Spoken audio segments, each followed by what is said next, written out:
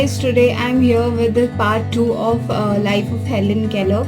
Guys, I hope you liked the video part 1 which I have posted 2 days ago. So make sure you watch that video and then only you come to this part of the video. So guys, we stopped on her on where her teacher Anne Sullivan arrives at her home and starts to teach her. And we also had spoken about how Anne Sullivan, being partially blind, she understands Helen Keller a lot more better than anybody else could understand her. So guys, we'll continue the part 1 from part 1 itself. So we'll be having her teaching, and then we'll be having whatever she did in her life, and then her final days, that is her late days, and then on to her death. So guys, as we know that Anne Sullivan had arrived at the Keller home in 1887, and from that time itself Anne Sullivan started to teach her. So when Anne Sullivan visited the Keller home, she had brought a little doll for Helen Keller so that she could play with her. So when she gifted the doll to Helen Keller, she also tried to teach her the word doll. So it was very difficult, as we know that Helen Keller was a deaf-blind person.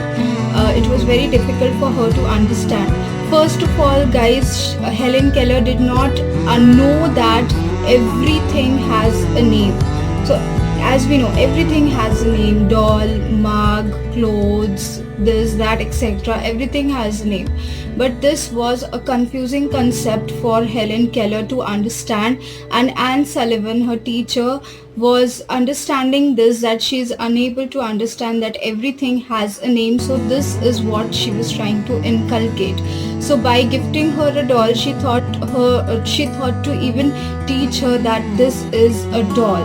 But she was being very, very agitated. She was becoming very frustrated, and later on we see in her autobiographical accounts that Helen Keller mentions that when Anne Sullivan was trying to teach her about the mug, that this is a mug, and how she used to teach, she used to spell the word with her motions of her hand into Helen Keller's hand. So she used to understand what she is about to say, because she could not see, she could not hear, so that was a problem. So only sensitive this was her hand. So she was trying to make her feel, make her touch every possible thing she could, so that she understands that everything has a name attached to it and everything is different.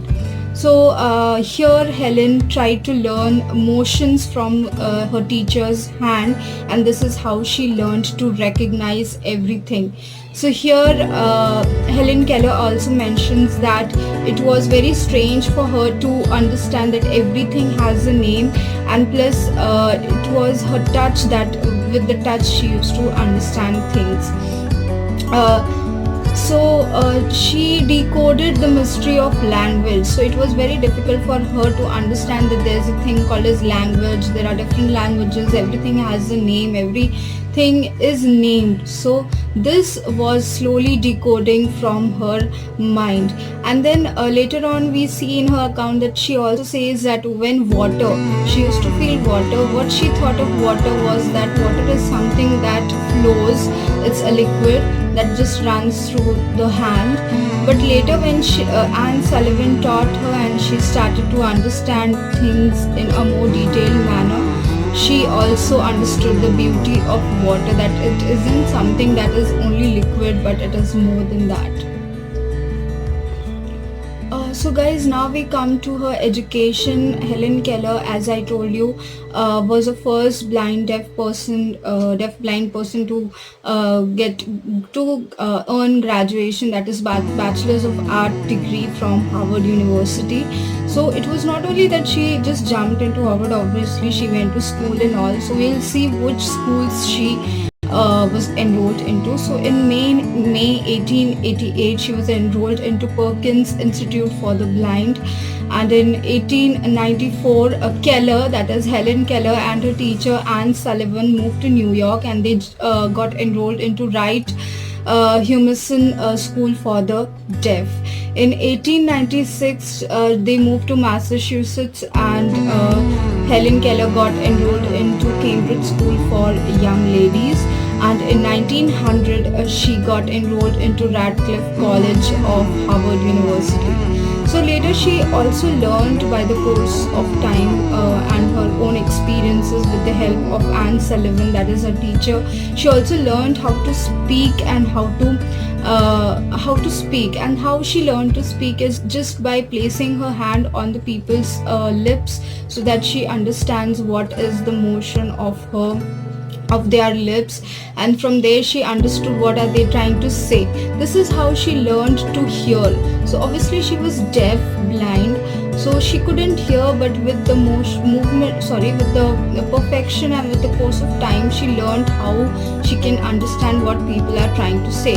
And in this way she learned to give a lot of she gave a lot of lectures in her lifetime. She gave a lot of speeches, and she also heard a lot of speeches. Not she didn't only give a lot of speeches, but she also heard a lot of speeches. And how she heard, I told you now only, that she used to place her hand on the mouth or the lips of the person who was giving the speech, and from the movement of the people's lips she used to understand what are they saying. So it is difficult for us to understand, but this trick really worked for Helen Keller, and this is how she learned to speak a little bit and to hear what people are trying to say.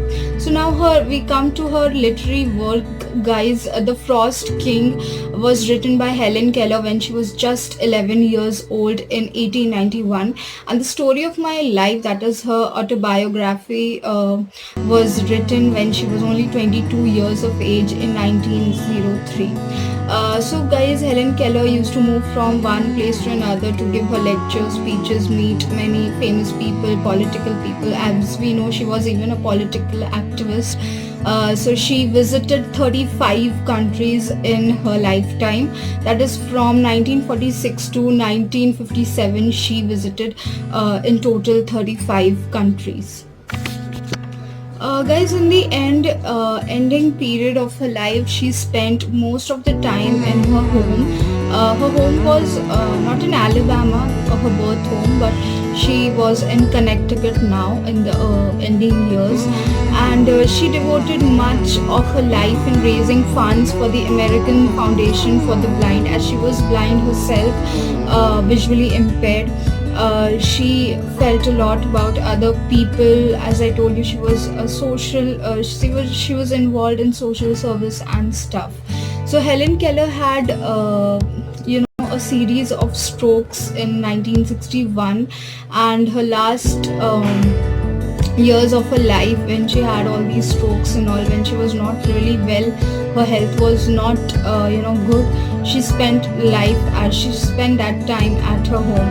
So on the June of 1st, 1968, she died in sleep. So she didn't contract anything serious or anything like that, but she died in her sleep at her home in Connecticut. Her body was cremated, and her ashes were placed next to her constant companions, that is her teacher Anne Sullivan and another person, that is Polly Thompson. So cremation is a process of turning the dead body into ashes. So many people wish that they should be buried, and many people wish that they should be cremated. So it's under they wish that they should be cremated after death. So the body is burnt, and the ashes are just placed somewhere wherever they want it to be placed.